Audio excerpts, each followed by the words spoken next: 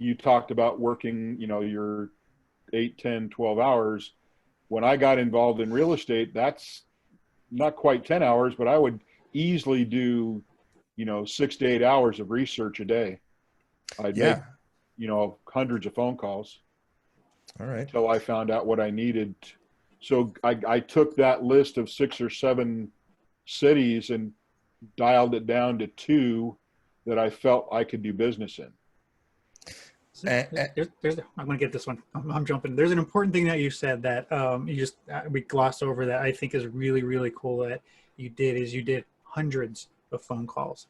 That's not something that you hear very often unless you get that mindset. And you have to be able to focus your mindset to get to the point where you're able to just make those hundreds of phone calls.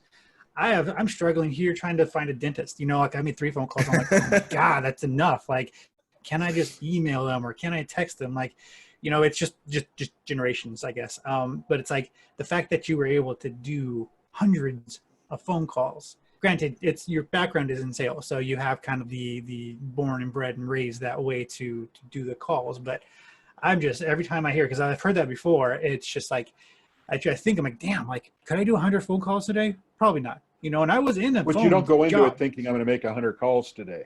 You go into it. See, there you go. Mindset. Love it. Yeah. Love it. You got the right mindset. You're I'm not going to thinking find about somebody 100. who's going to light up with excitement and talk about things and share information with me that is going to make me feel like I can trust them to be a business partner.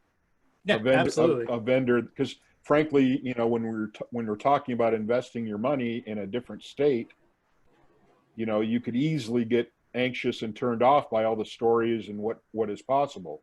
Property manager takes your money, doesn't do this, contractors, don't do any work, and all the stories you could hear.